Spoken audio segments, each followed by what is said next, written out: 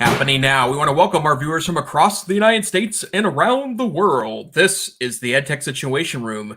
Good morning, good day, good evening. This is EdTech Situation Room, episode number 181 for June 17th, 2020. My name is Jason Neiffer, and I am the Assistant Director and Curriculum Director of the Montana Digital Academy, the state virtual school located on the fabulous University of Montana campus here in lovely Missoula, Montana. And joining me tonight, as always, good evening, Dr. Wesley Fryer. How are you tonight? Well, Jason, I have been leading a Minecraft camp for students, which elementary kids as the campers. We've actually had 26 kids in Minecraft every day from 10 to 12 o'clock. But for the previous 2 weeks, I've had basically 12 middle school and high schoolers building and creating this incredible world. And so anyway, we've had quite an experience. I'm not going to go into all the details, but let me say that part of what we've lived in is not only seeing the wonderful side of technology and the incredible creativity. And I've probably never done anything as a teacher that so much puts me in the learner's seat, where the kids, especially I've got a lot of 11th graders that are Rachel's friends. They know so much and so much more than I do. But at the same time, it is really dramatized how important supervision is for some of our younger students. And it's been really, really positive and good. So I am the Technology Integration and Innovation Specialist. I'm wearing my logo shirt here at the Cassidy School. And I'm very thankful to have an opportunity to get paid to play Minecraft in the month of June. But this is our first week actually of camps back. You know, Oklahoma, we're on the fast track to open up, baby. We got a little rally, I think, happening up the road on Saturday that's going to be interesting, which we won't talk a lot about. But we are authorized to open up summer camps and all these kinds of things. So my wife has had 9 kids with her Adventures in Coding camp for first and second graders. And she's very thankful, by the way, for the chance, to figure out what a new normal looks like face to face with social distancing and when to have the mask on and all these different things. But I have been able to do a virtual camp. So the kids are all at home and been providing tech support to families. And we've got a student in Florida, one in Missouri, and then, the rest of our campers are here locally. So excited to be here with you tonight. And as we get going, I shall be rapidly transferring a few of my articles over. Because what are we going to talk about, Jason? Am I going to, just tell stories about my workday? Is that what we do? Sadly, we have other things on the agenda, and we've got several topics we'll probably go over tonight. If those that have listened to the show before know that Wes and I rarely get to the whole list, and if you're interested in seeing what else was on our mind this week, you can go to our website, edtechsr.com/links, and be able to see everything that is available that maybe we got to or maybe we didn't. But tonight, likely on our agenda, obviously some COVID-related information. We have a couple carryover articles from last week that I think are worth maybe some thinking about. A little Chrome OS news, some Android news, Apple news, Microsoft news, mobile computing, an interesting piece of tidbit from the Google world. Lots of interesting things going on in social media. We also have some privacy articles, and then and actually a follow-up article, really great article from yesterday's Verge that I think Dr. Fryer will be interested in.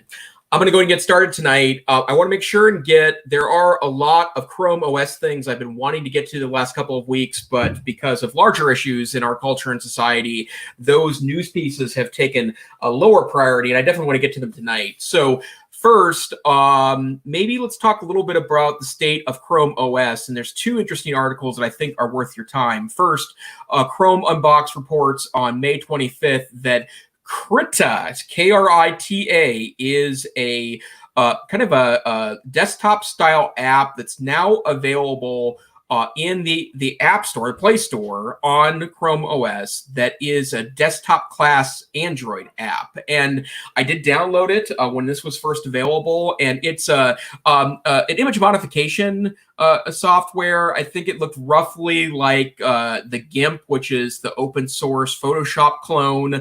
It also had some elements to it of vector imaging, so it'd be like one of the many vector programs like Inkscape that's available, that's open source.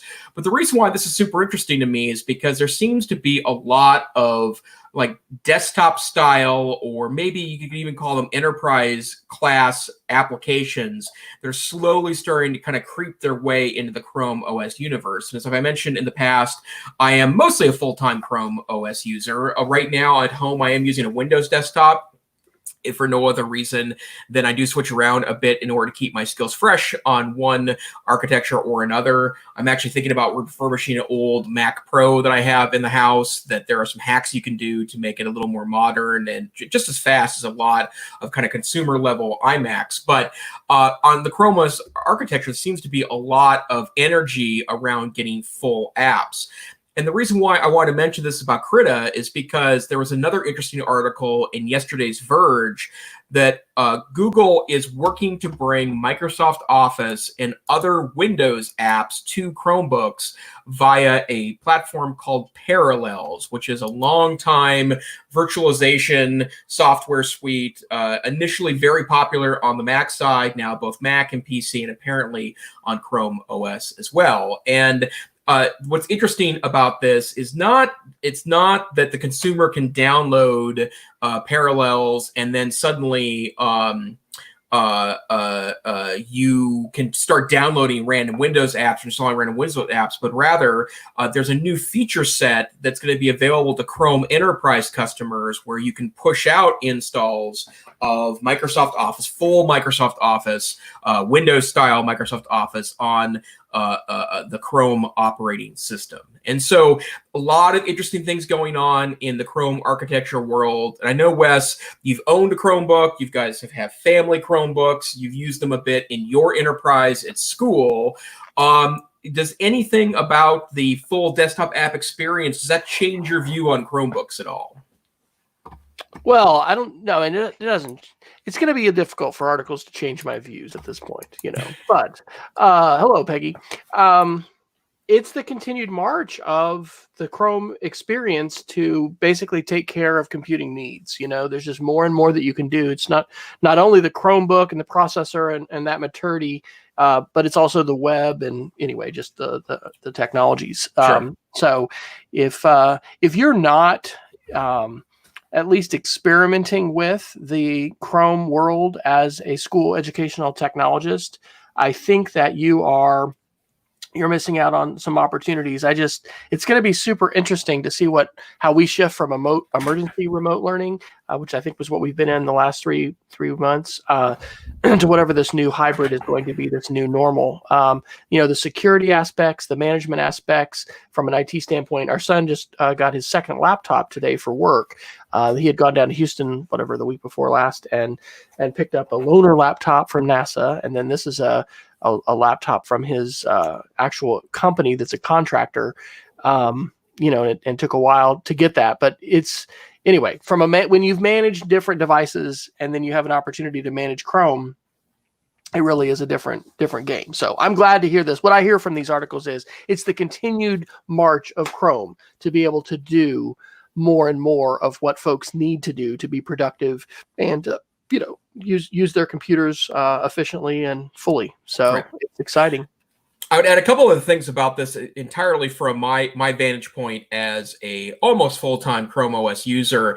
The one downfall here, and there was very little detail about how this might look, but the thing that I would be concerned about is file management. And that's still a real problem in the Chrome OS world. Not that Chrome OS has a problem, because Chrome OS itself, if you're on the web, the file manager, which takes you to Google Drive, works quite well. And in fact, for me, is one of the reasons why I love that architecture, is because, you are working in Google Drive, and if, your computer dies, or if you lose your computer, or it's stolen, or it explodes, or whatever, you can literally, jump to Staples, pick up a Chrome operating system device, a Chromebook device, and be back to normal within 10 minutes of opening the box. And that's something that's unparalleled unparalleled anywhere else in the computer universe. But that comes at a cost because Android apps have problems going into that file system. It's wonky, and oftentimes you can't access the same files.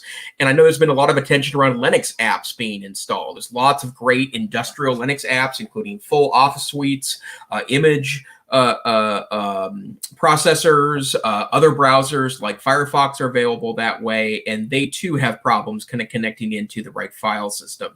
So I'd be curious to see how that works. And then two other articles that I think are worth your read if you're interested in Chrome world. First, great article from Android Police on the 14th of June talking about how it's time to abandon 4 gigabytes as the standard for Chrome operating system Chromebooks and instead move towards 8 gigabytes. Now, let me be really clear. Kevin Toffel over at About Chromebooks did call out this article and say it was a little bit ridiculous. But my guess is that Mr. Toffel probably doesn't usually use a day-to-day driver that has 4 gigabytes to it. And I've been saying this for, 2 or 3 years ago, I was saying, don't look at the 2 gigabyte RAM Chromebooks, look at only at the 4 or more.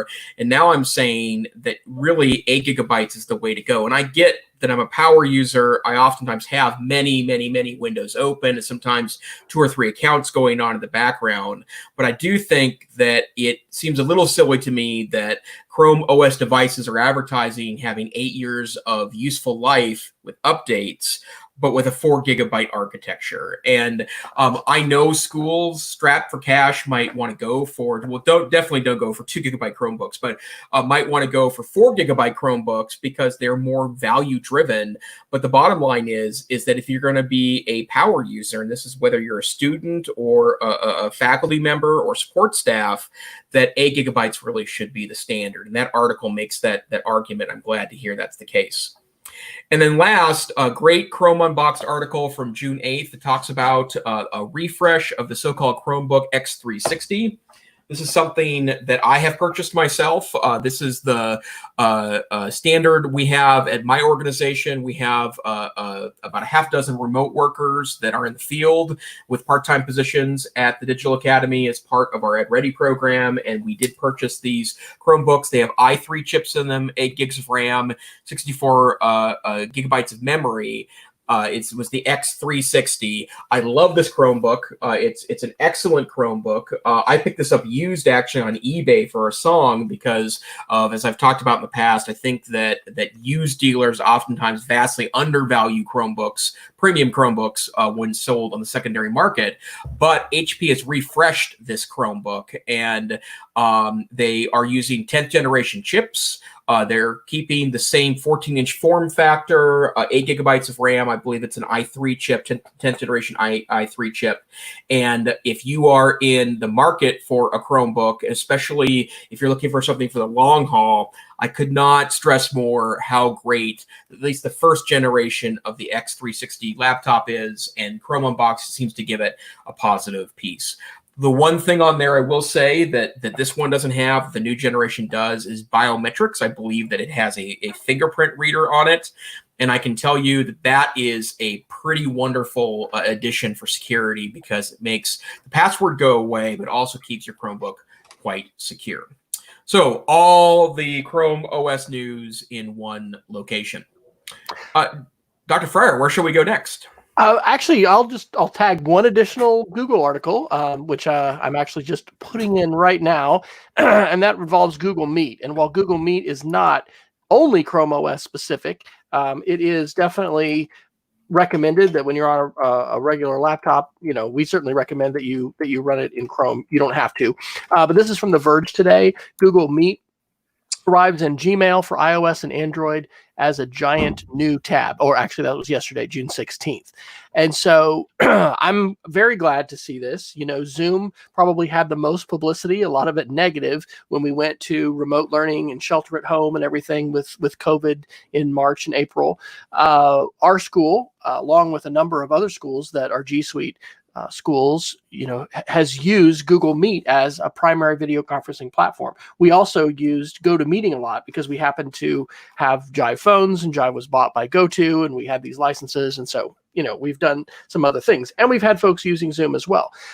But Google Meet is continuing to improve, and they did roll it out as a free video conferencing option for all consumers. So if you have a consumer account, for a while you had to be on an enterprise to be able to use Google Meet. And so now one of the things they changed, I think probably in May, it was late in the year, like Zoom, if you've installed the plugin for Zoom in your calendar, you got this really nice large, blue rectangle, make it a Zoom meeting. And so Google did the same thing for the Hangouts, which just made it a little more noticeable.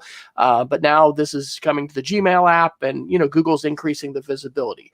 I would say that video conferencing in the age of COVID has become, like the new normal, and it's become every bit as important and essential an app as your email, as your calendar, and so that's why, as we look at that as a school, what platforms do we recommend? What do we support? Is there anything prohibited? All of those things are important to consider in terms of the experience that you're providing to students and teachers, and the ability of the school to be able to support them. So I am very excited to see Google's continued development of Google Meet. I think this is wonderful. There's a ton of students and teachers around the world that rely every day on Google, and it is interesting to see what you get when you pay more. And that's something I don't know what the date on that is, but Google made like the next tier up of Google Apps for the enterprise free during COVID, which included recording. That's really important. We had a policy of just recording all of the, the classes that we did with students. And it wasn't only to provide an opportunity to be able to share a link if somebody was absent and couldn't be there live, but it's also a protection for the teacher. And, different things happen, and there's different layers to that. So if anybody out there listening to the show, and this is obviously a Google search that I can do that I haven't in a while, I'd love to know if Google has made that announcement yet, if they're going to be discontinuing that free tier. Because I think that, recording video conferences is important, but I also think the integration that they do is absolutely fantastic. When you attach Google Meet to your calendar, it is immediately, when it's when the recording is done, it automatically goes into that calendar event. We've been using Google Meet as a video conferencing platform for our Minecraft camp this week. And so it's actually worked out great to have this room available, and we have to tell kids to mute mics and not just give us all their dialogue as 26 of us together are in Minecraft. But it's been a really good platform for that. And I really like the fact that, now you can, as the organizer, mute individual students, and it doesn't have all the features of Zoom, but it's getting better. So yay, Google. Good news. Yep. And a couple other notes about Google Meet. So I have access, I'm on a university campus that happens to have a site-wide license to Zoom. And so I have access to a Zoom room, but our microcosm inside that organization utilizes Google Apps, Google Suite for Education. And I have to say, I did move to Zoom when it was available. I like Zoom. I think Zoom is a nice industrial video conference platform. It's simple. It's easy to use. It has some unique features like the ability to put participants in individual rooms. That's super great. But since there has been all this energy around kind of upping the game of all of these video conference platforms, the same is true of Teams as well, I have tried to use Google Meets more in order to be aware of the platform. And I think it's really impressive. It's simple. It's easy to use. It lacks some of the advanced features of Zoom, but it does have some interesting things in exchange. One of my favorite features of Google Meets is that you can cast in Chrome, you can cast a single tab and have it broadcast the audio from that tab. So as an example, if you've ever used video conferencing technology before, you know how big of a pain in the butt it is to try to broadcast audio. The best that can happen is that from your speaker, you can put it to your microphone and then it broadcasts out, and it's not super great. There are some workarounds. The Mac has some technological hacks you can do to send audio through that channel, right? I just saw Wes smile at that notion because I'm sure he's done that before. Soundflower, by the way. Doing it now, yeah, in fact. Yeah. But this is really easy on Google Meets. All you need to do is say, I broadcast a tab instead of your full screen or full browser window, and suddenly it works great. And you could broadcast a YouTube video, for example. So yeah, I think Google Meets is great. And the other thing to know is that the way a lot of the mainstream tech media has played this is that Microsoft with Teams and Google with Meets is kind of going after Zoom, which is kind of the perceived market leader now during the COVID times. And I think that this is a competitive race, and I'm glad to see so many great technologies, which were really expensive. 10 years ago, video conferencing technologies were really spendy, and now they're just built in and assumed for free. Well, Zoom is expensive, though. I mean, we had quoted it. It'll be interesting to see if their pricing comes down at all. But when we were going to fully license that for our campus, that was expensive. There may be a chance that we can be part of a consortium. We're part of this group called the Malone Network out of Stanford, and they're moving their platform from Blue Jeans, which has been a platform I've loved and enjoyed too. Yep. Really progressive back in the day, right? Because you could connect with Skype, connect with Google, whatever their thing was at the time, connect with multiple platforms, and then everybody can be together in a 3-2-3 conference. Anyway, they're switching over to Zoom, and so there's a chance that we might, license it. But it's going to be interesting to see, because that's what the tech companies were also hoping, right? Oh, you're going to try these free tools, and now we got you. And obviously there's stuff worth paying for. Please don't hear me saying that I don't think that's the case, but it's going to be challenging in some cases, especially if schools and teachers have really, gotten used to this idea of some of these free tools. And then if they're not free, that's important to look at budget wise. The other thing I'll say about Google Meets, and it ties in with what you said about the tab, is our teachers found out that processor wise, it is less taxing on your computer to only cast a tab rather than to say cast my entire desktop. And that, might not be an issue if you've got a nice video card, a newer computer, but depending upon, what the hardware specs of your device are, video conferencing can be a taxing thing on your machine. Back to your idea of video, of a RAM and how much you're loading your computer with. So that's a good thing to know as well. And I actually haven't tried doing that,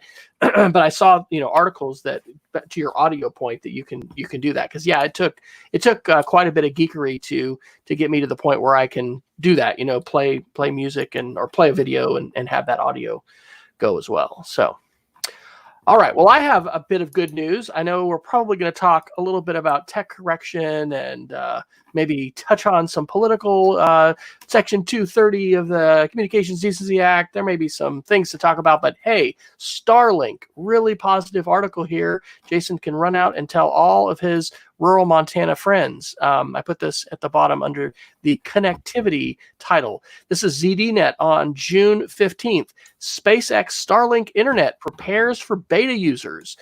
We have been, talking on and off about SpaceX and the good possibility that rural broadband is going to be revolutionized because it's been super high latency, especially on upload.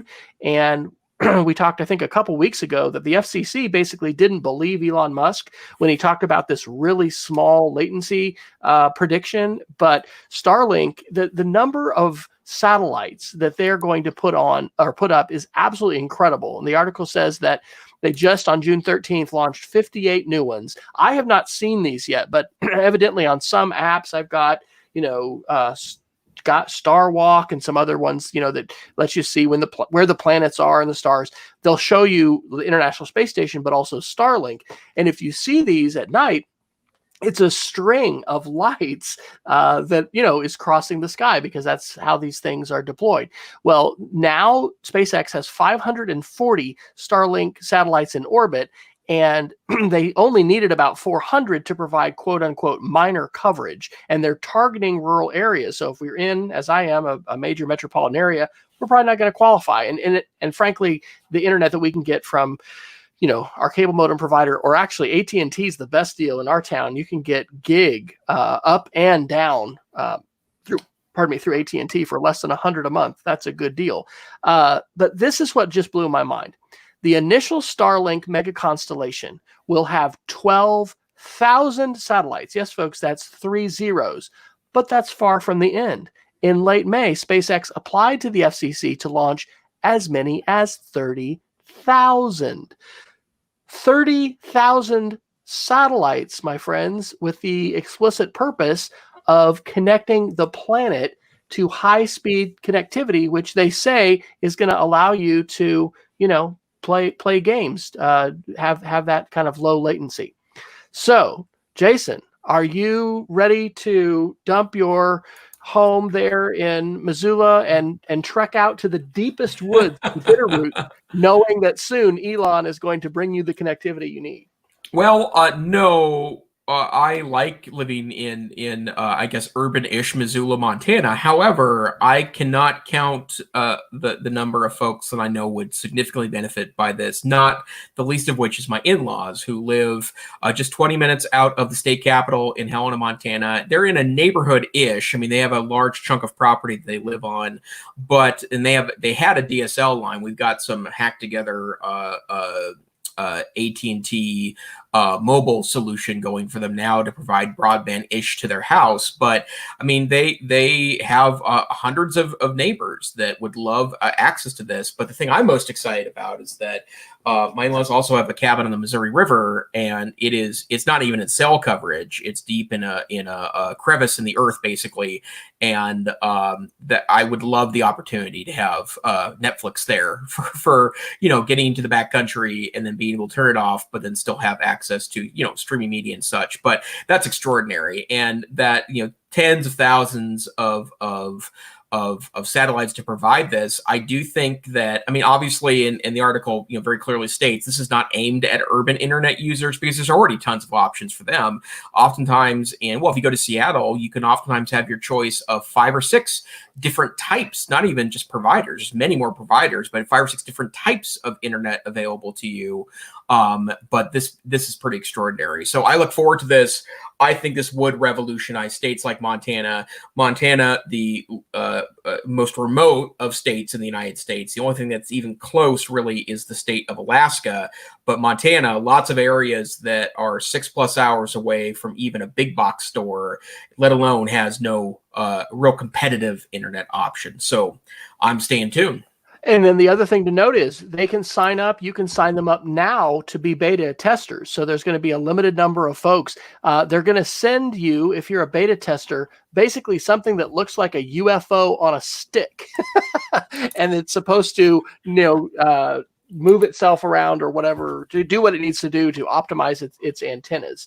But the beta testing is open now, and apparently you can put in your name. There it is. All right. Well, shall we talk a little bit about the tech correction? Sure. And I think part of this is let's start on the social media stuff first. So first and foremost, big news. Facebook has been really at a lot of news in the last week, and there's been a lot of conjecture. There's been a lot of obviously criticism. There was an interesting image going around yesterday that got retweeted by many different accounts that the top 10 stories that were passed around on Facebook were all based on conservative media outlets. And the reason why, of course, that's interesting is because of the accusation that Facebook algorithms benefit the other side of the political spectrum. But it's clear that Mr. Zuckerberg and his crew are trying to take some action, whether it's symbolic or not. We'll leave it to you to judge. And the one that was announced today that's super interesting is that you are now able to turn off political advertising on Facebook if you don't want to see it. And this is something that's actually kind of always been available. My understanding is that the tool set has been dramatically enhanced.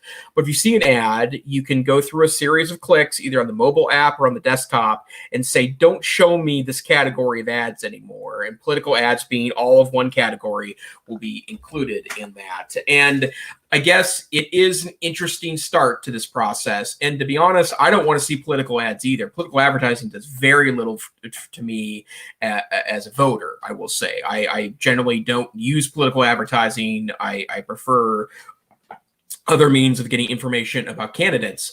But the reason why I think this is interesting is because you may remember, we've talked about this several times on the show, that's political advertising is not really the problem on Facebook, right? The problem on Facebook, the problem on something like YouTube is that it's groups that are the problem. It is we talked about this when the big investigation was out about the Internet Research Agency in Russia, that they would create groups or they would buy groups that had otherwise non-political means, things like pro-USA or support vets, or even things as seemingly as innocent as gardener clubs, and they would start to nudge political posts into there, and then oftentimes encourage people to access then more and more radicalized, whether it was pushing to the left or pushing to the right. It really was pretty equal opportunity. And I'm glad to see Facebook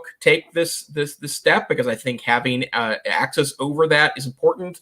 I know I personally will give feedback about ads when I utilize Facebook. I think a couple of years ago that I thought was funny and also a little weird is there was this process where many people were seeing ads for, they called them like dress sweats, right? They were sweats that looked like real pants. And I still don't understand why I'm the target of that, right? Like I'm not going to wear sweats to work. But the bottom line is that I was getting those. I was sick of seeing those ads. And so I said, please don't show me this ad anymore. And in fact, I think if I remember correctly, I also said, I don't want to see clothing and lifestyle ads. It's just not something I'm interested in. Show me tech ads. That's fine. But those ads I wasn't interested in. So I guess, Wes, would you be interested in eliminating the political advertising on Facebook, or is that not a step you would take as a Facebook user?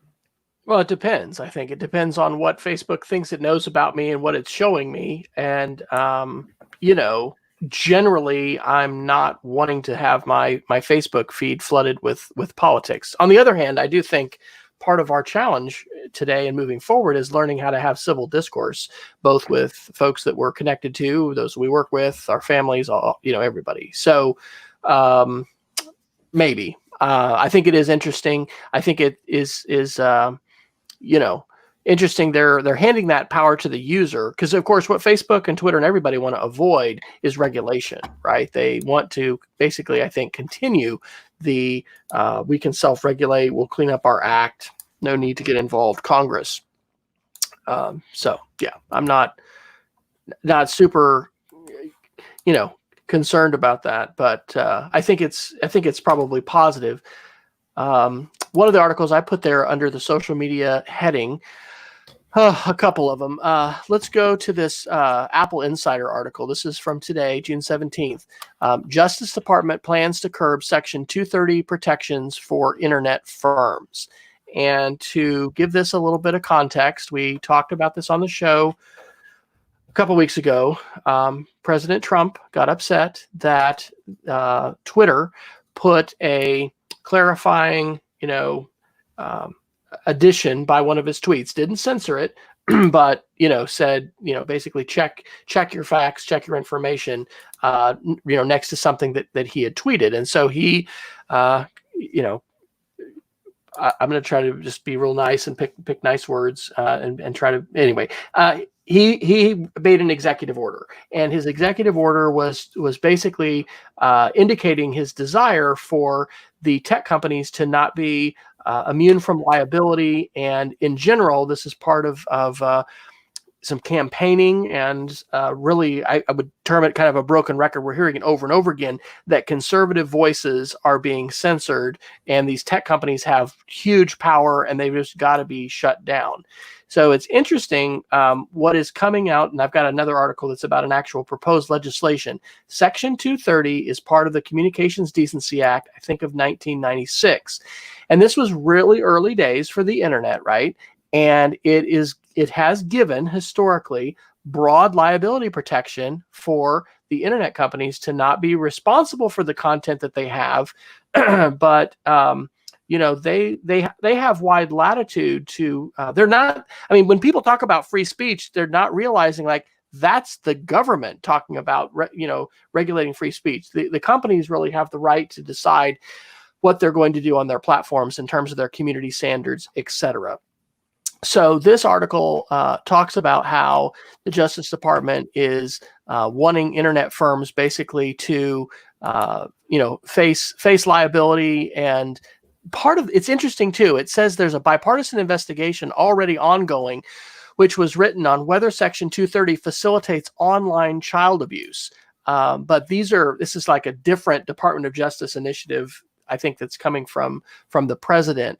But there are definitely issues here, right? And we've talked about, there was a horrific yet also super important New York Times multi-part series of articles, and I think this was near the end of last year. It was in December, but like the explosion of online child pornography, and it's just not child pornography. It's horrific stuff you don't even want to talk about and say. There's more of that than ever before, and we're woefully underfunding our FCC and different agencies and law enforcement to deal with this. So these are really important conversations. Yes, some of them have to do with politics, but they also have to do with other issues as well. And there's an underlying thing that's happened with the explosion of social media, et cetera. Oh, and I should put this in there. Not that there's a lot of people doing this, but there is an alternative to Twitter today that's open source that's called Mastodon. And just remember this, I'm on mastodon.cloud. Like email, Mastodon is a federated and open source platform like email. So anybody can run their own email server, right? And so anybody can run their own Mastodon account and they can talk to each other. Well, Mastodon now says that they're going away, and I think that's just what I'm on. Okay. Yeah, they were just going to shut down. Oh, this is interesting. They're going to transfer now to another company. What they said, and I think I took a screenshot of this, was that basically fearing pending legislation and liability that they were going to face for their content, they were just going to shut down at the end of June. And I was like, oh man, I'm going to have to find another place to, I haven't logged into Mastodon for probably a couple months. So anyway, there's a lot there. Jason, what is your prediction as you look into the crystal ball? Because obviously I don't think the executive branch passes laws, right? Isn't that something Congress does? So how's all this going to shake out?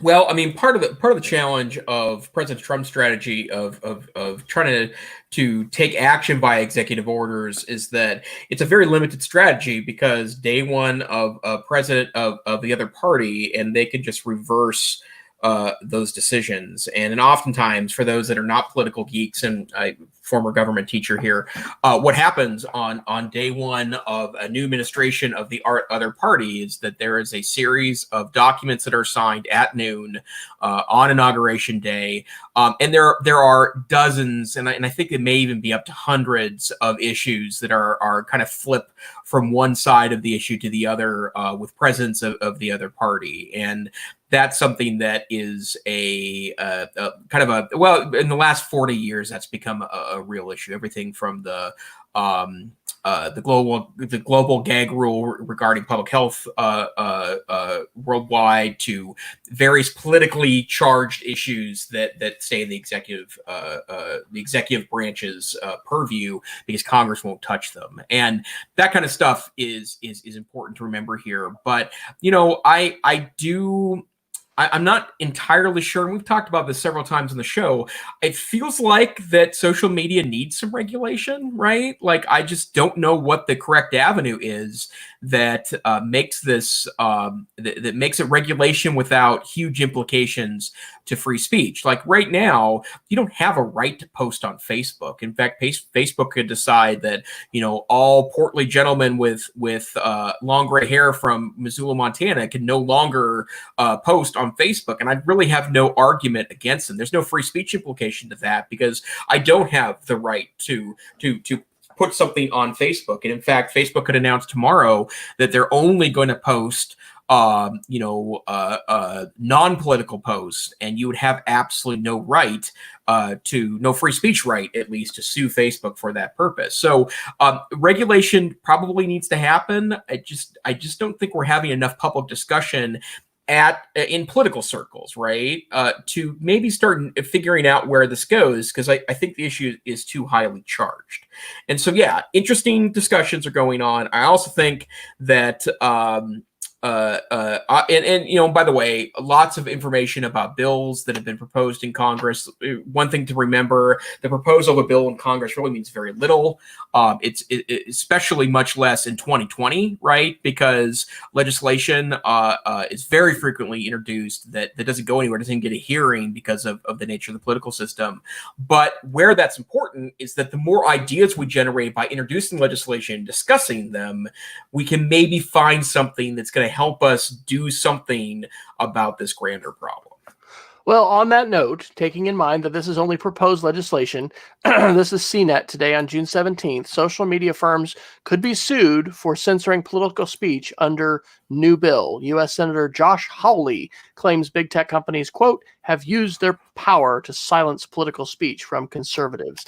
I really think this is sort of like a horse that gets flogged and beaten, but maybe not actually anything done about, kind of in the same way that the media gets beat up a lot, that the media is terrible, but we're not seeing, regulation that is really changing the game. There's issues like copyright, and then also the Communications Decency Act. And like I mentioned in that previous article too, there's like really serious bad issues with horrific content online. And how are companies going to be held accountable for that? Should they? Can they? And how do we deal with this as a society? And so on issues of copyright and Communications Decency Act, I mean, politicians don't want to break the internet, right? They don't want to, they may gripe about Silicon Valley, but they don't want to destroy Silicon Valley. This is a huge, economic engine for the economy, for the nation and the world. So anyway, I think we're going to continue to hear more about this, but I don't think that's going to have immediate implications in terms of like becoming a law. But here is something that's significantly different in terms of the election and media literacy, the landscape. This is an article from Mashable today, and the article is titled Trump ran attack ads against Twitter, Snapchat, and not Facebook. And so one of the things that Facebook is doing is that they have this advertising archive.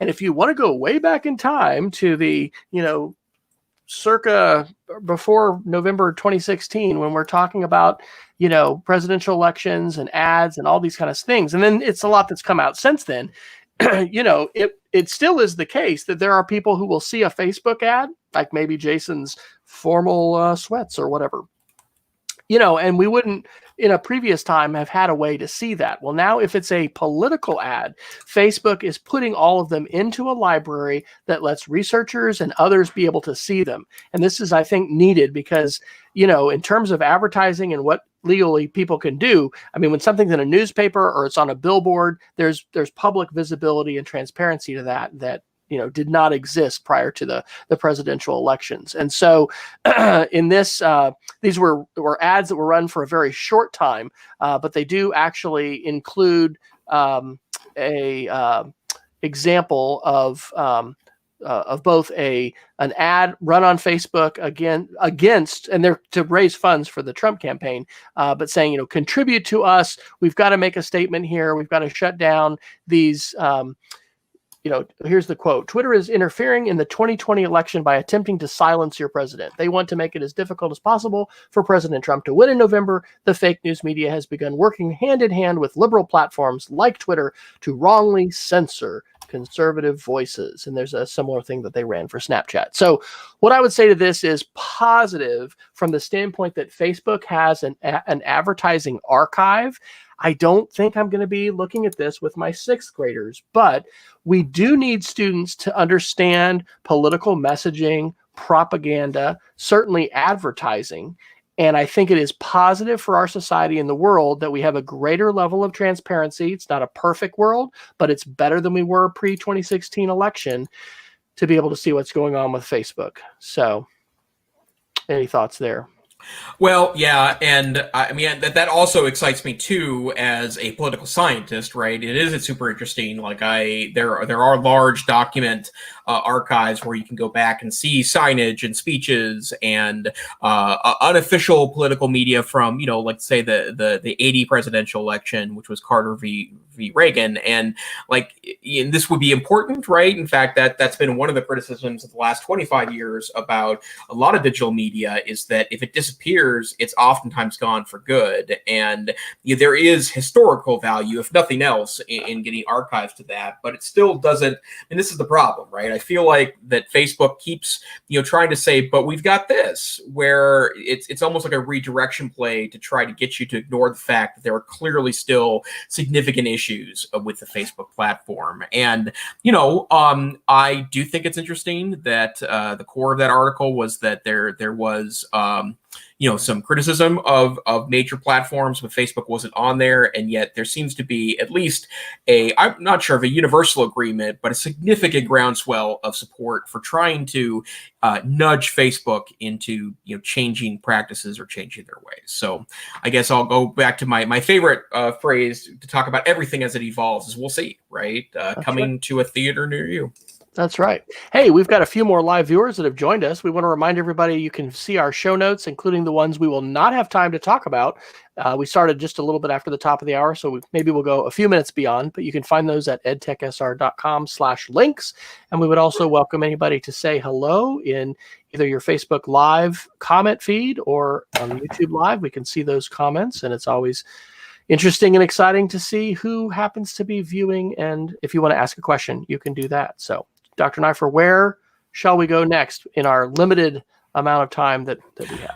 Well, two articles from last week that I want to just pick up quickly, in part because you're going to see more of these types of articles. And I do think that thinking through this, and especially if you work in any facet of education, K through higher ed, there will be discussions like this. But first, great article from The Verge on June 3rd that AMC Theaters warns of, they called it substantial doubt about the future of their enterprise as the pandemic continues to absolutely decimate our economy. And one of the things they talk about is that they really can't open up in a way that they perceive as safe in light of CDC guidelines. And part of the problem here is that the longer we are, the longer people don't trust coming in, and that's part of the process here. Like even if there are abilities from a legal standpoint to open up without implications from a county, state, or federal public health official, that there's a lot of evidence to suggest that at least half, if not more, of Americans would be leery to do something like hang out for 2 hours in a not socially distanced theater, with or without masks, that it might really call the movie theater industry into question. And there have been all sorts of interesting implications to this. They're talking about changing the standards for the Oscars, the 2021 Oscars, because it requires a release in a theater to qualify for an Oscar nomination. And they're talking about ways of going around that for the first time, even though many traditional Hollywood bigwigs, Martin Scorsese is an example of this, has criticized the kind of home theater movement, and especially the tiny screens that come on our devices. That is an implication of that. But movies have gone down in popularity in the last 15 years. And as long form television has started to replace that, right? Well-written series, oftentimes on cable, substantial investment in writing and acting talent. I'm not saying that movies will go away, right? But their place in our larger cultural zeitgeist might change. And that is an implication of COVID. And then the flip side, Bloomberg reports on May 29th that the SAT and ACT, which were basically canceled this past spring, are talking about if they fit in the future world, not because testing in a pandemic. It's because a lot of colleges and universities have decided that SAT and ACT scores will not be necessary for admission for the upcoming freshman class in fall 2020. And that may continue if next year that testing is not possible and they can't find a socially distanced alternative or a digital alternative. And again, the pandemic didn't do this, right? I mean, obviously it created an opportunity point to discuss it, but the merits of standardized testing for college admissions have been in question for really since the beginning of these requirements, and major college and university systems admissions departments have already moved away from ACT and SAT requirements, either making them optional or not even asking for these scores. But again, super interesting. And I think you're going to see a lot of these discussions, especially as it relates to K through higher ed education and all of its many forms in the coming weeks, months, and years. I want to comment on that AMC Theater article. One of the things we, of course, mentioned on the show is that we are looking at tech news through an educational lens. So let's think about that through an educational lens. So AMC Theaters is saying they're having trouble imagining how they can follow CDC guidelines and return to business as normal, or just even return to business.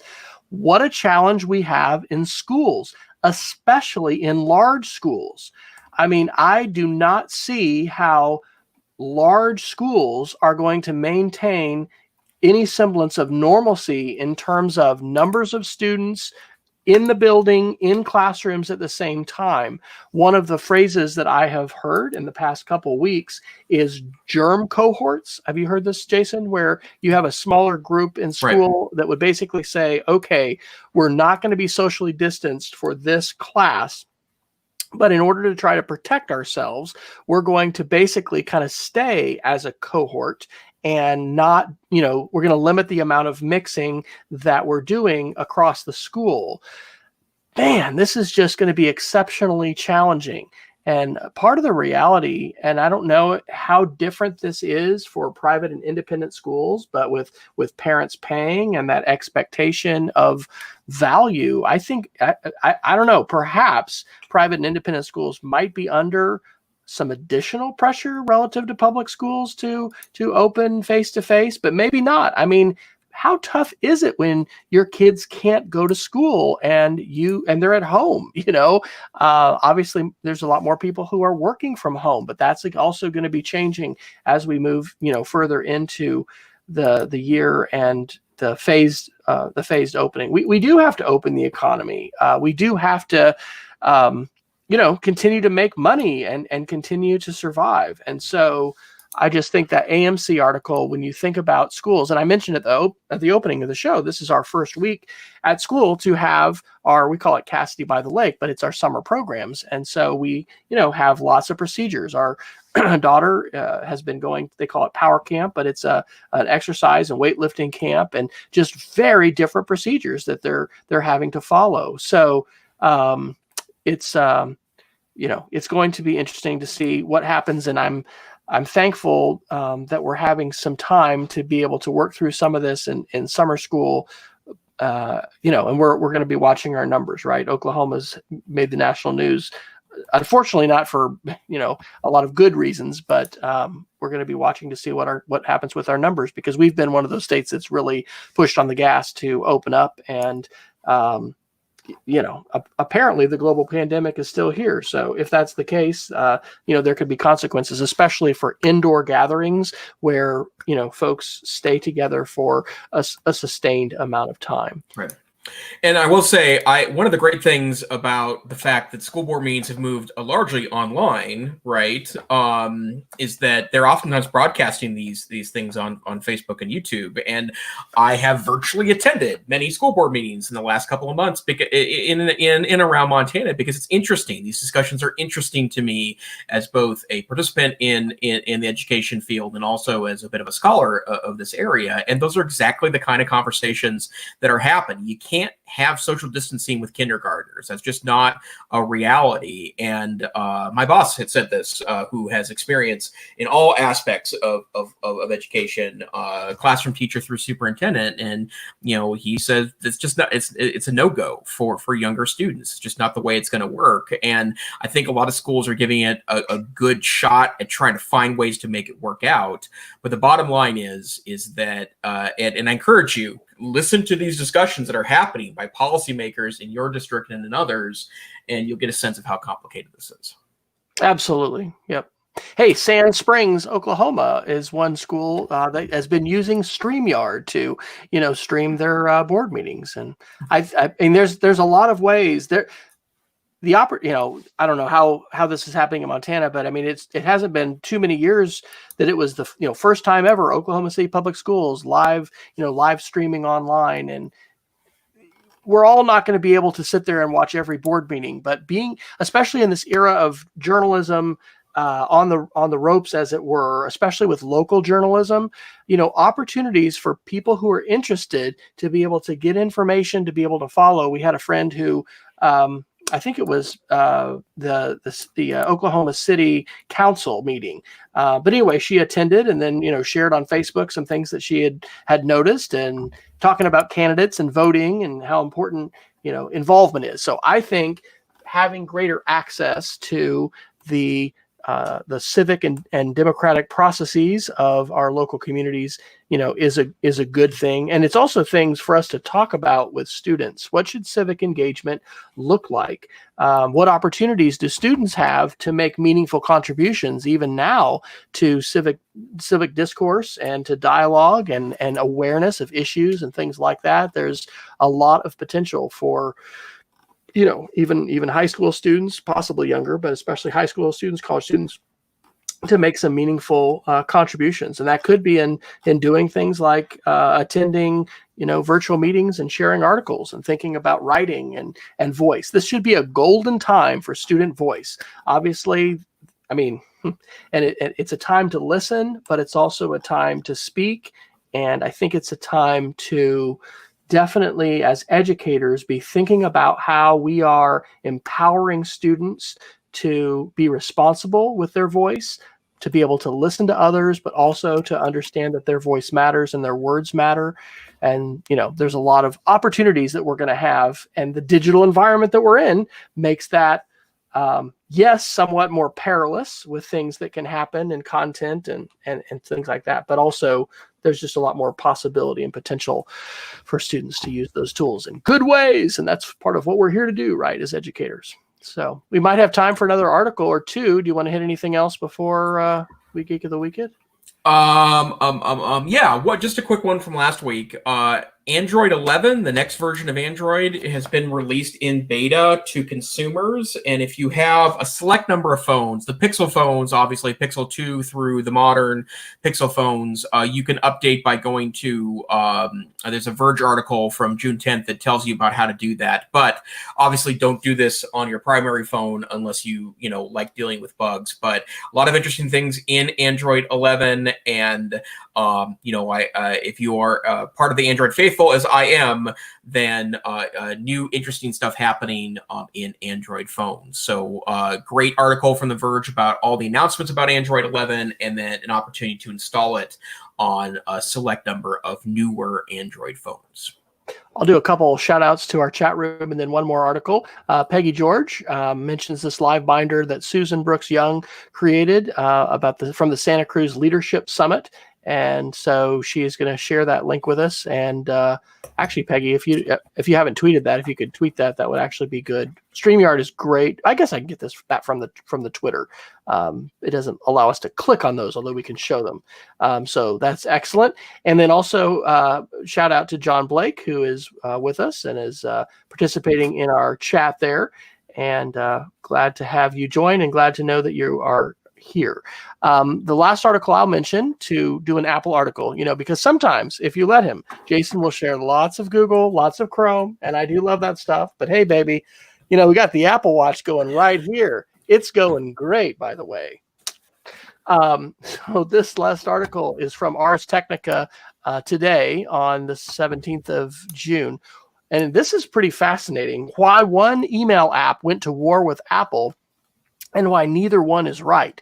And the article is talking about an email app, which wouldn't sound like it would be that revolutionary, but it comes from the company Basecamp, and their app is called Hey, Hey, and it's a quote, email tool that eschews tradition to offer a better experience for a certain type of user. But you have to pay a $99 annual subscription fee, and you don't pay that through Apple. And so this is all about the Apple tax, where Apple is, basically taking, it used to just be a solid 30%. I think it varies now. Netflix pays less. But it's very interesting how certain, services, Dropbox, Netflix, end up, not paying this tax because they're broadcast apps, I guess. But then Spotify is in the mix with all this. And so obviously, Apple provides a tremendous amount to its developers. We're not going to talk about it, but Jason's mentioning the ARM processors and what's going to be coming up at the developer conference concerning iMacs, and man, I'm excited about that. It's the potential to have super fast processors that are cooler, smaller, and maybe even cheaper is a pretty exciting thing. But anyway, Apple continues to create some controversy. I personally am very thankful that the ecosystem is moderated, to have a reference back to what we were talking about earlier with the Communications Decency Act. I don't want an unregulated app store. It would be a freaking nightmare. And Google, even though theirs is moderated too in different ways, has lots of challenges. And we'll talk about some of those articles from time to time about malware apps and things that get by, the folks that are checking for security things, etc. So interesting article, a lot of different issues. Jason, when is your Apple app coming out that you've been, I think, working in the basement nonstop for 2 months on? Is that going to be published next month? Sadly, I think it's going to have to be pushed down the road in light of global issues. But I still keep a close eye. And I will say one of the things I'm thinking about doing is I do have an old Mac Pro that has been around for a long time. And I have shared a couple of times in the past the Luke Miani YouTube channel, which is about refurbishing older Macs to make them kind of with modern specs. And there is apparently a really inexpensive set of updates you can do to make it pretty equivalent to a modern day iMac. And so in part because I like tech projects and I'm pulling things apart. And I actually this weekend, I'm going to take this this old iPod mini. So this is a 2004 iPod mini, and I'm going to pull it apart and add in an SD card adapter to it, a new battery, and I've been playing around with that as a kind of a little tech project on the weekends. Maybe that will be my way back to the Apple ecosystem. But when Starlink comes, Jason, Spotify shall come to the family cabin. So that's true. Anyway, yeah, there'll be a stopgap measure that will take you through the interim before. Yeah, absolutely. Before Elon saves us. Nice. All right. Well, let's Geek of the Weekend. I'll go first. This is a quick one. I think I've mentioned him in the past, but Paul Anderson, former Montana Teacher of the Year, Montana biology teacher, runs BozemanScience.com, which is also a very popular YouTube channel and has tens of thousands of hits on each video, if not more, and many, many, many subscribers. He updated an old screencast or an old YouTube video that actually was my go-to screencast or how to screencast video, and so many great tips in this. But he recently released a new version of that video, how I make screencasts, and Paul has great production value in light of the fact that it's just using home equipment and utilizing interesting pieces. But Paul did update that. I put a link in the show notes. And then also, if you are in any way a science teacher, have a kid that's taking science or are interested in science, BozemanScience.com, excellent website. And I am enamored with how great Paul is at preaching great digital technology enhancements in the classroom. You all just have some pretty awesome people up there in Montana. Well, Not too bad. I'm going to actually just do one Geek of the Week, which may have not happened for months. But my Geek of the Week is a June 30th free webinar from KQED. It's called Help Students Fight Misinformation One Click at a Time. And this is going to be held on Zoom. The description is learn how to analyze and evaluate online information from KQED's science. Jasmine's Garnett. As a social media specialist, Jasmine will take you through her steps in combating misinformation. Then you'll practice identifying credible social media posts and get resources to teach your students the skill. And in addition to highlighting that, I would note for everyone that she is not using the words fake news. That is I don't know if pejorative is too strong, but that is a very laden term. And so the terms that I certainly prefer and recommend, I think it's very appropriate to talk about the polluted information environment we have today. There's a great book that was released recently that's free called You Are Here. It talks about the information pollution environment, but talks about, disinformation, misinformation, malinformation. It looks fantastic. So free webinar, check it out. Coming up on June 30th. Great. Thanks, Wes. Well, that's the end of the EdTech Situation Room for this evening. Wes, where can people find you on the internet? Well, I am W. Fryer on the Twitters and my blog, speedofcreativity.org. I put up a new post thinking about planning academically and for educational technology. That's Speed of Create in the fall. That is at speedofcreativity.org. And if you'd like to check out some of the Minecraft camp stuff, including daily photos, we've got our camp counselors. They're taking hundreds of screenshots from our camp, which are pretty amazing. We had pig races 2 days ago, and it's pretty cool to see a lot of kids putting carrots on a fishing rod and racing pigs around. Anyway, these are the things we do in 2020 when we're remotely at summer camp. You can find that at mdtech.cassidy.org. How about you, Jason? Are you at all online besides tonight? Twitter is my primary way of connecting with other educators, Tech Savvy Teach, although I am thinking about maybe moving towards something that's closer to my name, even though the Tech Savvy Teacher name has been with me for a long, long time. I am thinking about maybe going something closer to my identity. I wish... I think bread baking, sourdough bread. I mean, is that the new no, pivot? Actually, just my actual name. And the Twitter handle I really want is Neif, Neif. But we talked about this a long time ago. But Twitter was gonna eliminate accounts that were inactive, and the person that has Neif. It's not even his right name apparently, but it hasn't tweeted in like literally 10 years. And so I was hoping they would give up this thing. I would love to get Neif back, or not back. Love to get Neif, because that is actually what kids used to call me in the classroom. Is my nickname in high school. But for now, Tech Savvy Teach. I also work with the Northwest Council for Computer Education, www.ncc.org. And I would also to remind you, the Mountain Moot, mountainmoot.com, great free educational technology conference in July, and I hope to be presenting several times there, along with my MTDA partner in crime, Mike Agustinelli, and maybe some of our teachers. But this is not about me. It's not about Wes. This is the EdTech Situation Room. It's about everyone and all of us all at the same time. You can come here on Wednesday nights at 8 p.m. Mountain, 9 p.m. Central, sometime in the middle of the night UTC.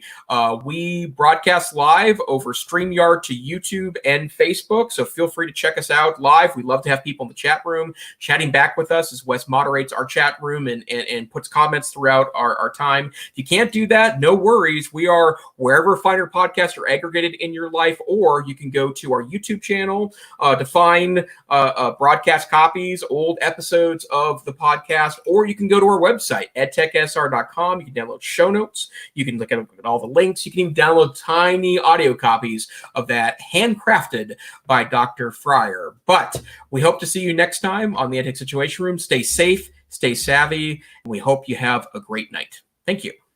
Good night, everybody.